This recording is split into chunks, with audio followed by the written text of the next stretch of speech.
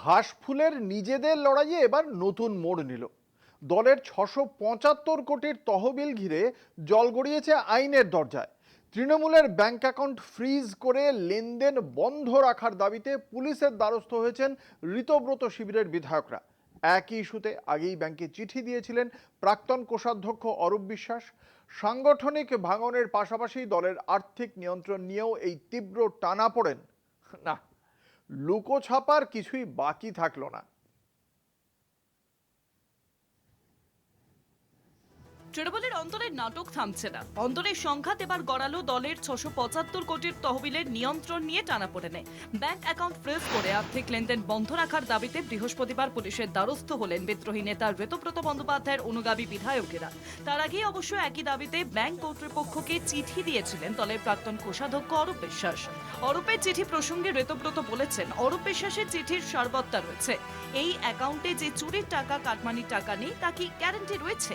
তৃণমূলের অ্যাকাউন্ট ফ্রিজের আর্জিকে সমর্থন জানায়। বিরোধী দলনেতা ঋতব্রতর এই সমর্থন যে যথেষ্ট তাৎপর্যপূর্ণ সে বিষয়ে কোনো সন্দেহ নেই। ফলে তৃণমূলের সাংগঠনিক বিভাজনের পাশাপাশি তহবিলের দখল নিয়েও সংঘাত প্রকাশ্যে চলে এলো। ঋতব্রত শিবির সূত্রে খবর, বিধাননগর পুলিশ কমিশনারেটের আওতাধীন সংশ্লিষ্ট ব্যাংক শাখার একাধিক অ্যাকাউন্টের বিস্তারিত তথ্য দিয়ে অভিযোগপত্র জমা দেওয়া হয়েছে। আবেদন করা হয়েছে দলীয় অভ্যন্তরীণ বিরোধের পরিস্থিতিতে আপাতত ওই অ্যাকাউন্টগুলির লেনদেন স্থগিত রাখা হোক এবং প্রয়োজনীয় ক্ষেত্রে তা ফ্রিজ করা হোক। চিঠিতে বিদ্রোহী বিধায়কেরা নিজেদেরই আসল তৃণমূল বলে দাবি করেছেন। তহবিল ঘিরে বিতর্ক, পুলিশের দ্বারস্থ ঋতব্রতরা। অন্যদিকে ৫ই জুন সাংগঠনিক রদবদলে কোষাধ্যক্ষ পদ হারালেও অরূপ বিশ্বাস ব্যাংকে লেখা চিঠিতে নিজেকে এখনো দলের কোষাধ্যক্ষ হিসেবেই উল্লেখ করেছেন। তার দাবি, দলের ২০ জন সাংসদ এবং ৫৮ জন বিধায়ক দল ছেড়েছেন বা বর্তমান নেতৃত্বের বিরুদ্ধে প্রকাশ্যে অবস্থান নিয়েছেন।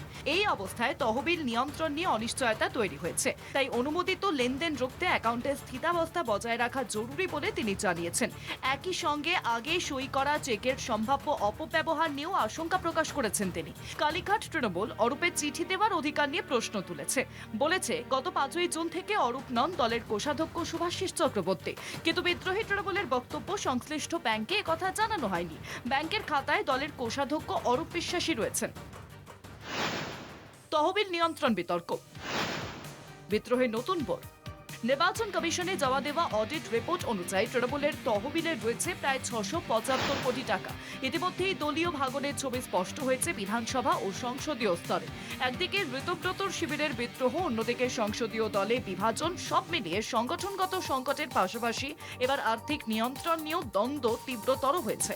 দিল্লিতেও সংসদীয় দলে ভাঙন ধরেছে। কাকলি ঘোষ দস্তিদারের নেতৃত্বে অন্তত ২০ জন সাংসদ তৃণমূল ছেড়ে যোগ দিয়েছেন ত্রিপুরার অখ্যাত দল এনসিপিআইতে। এই পরিস্থিতিতে দলের মূল তহবিলের নিয়ন্ত্রণ হাতে নিতে মরিয়া সব পক্ষই।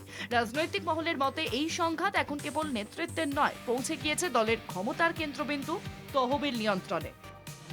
কণা দাশগুপ্তের রিপোর্ট, কলকাতা টিভি।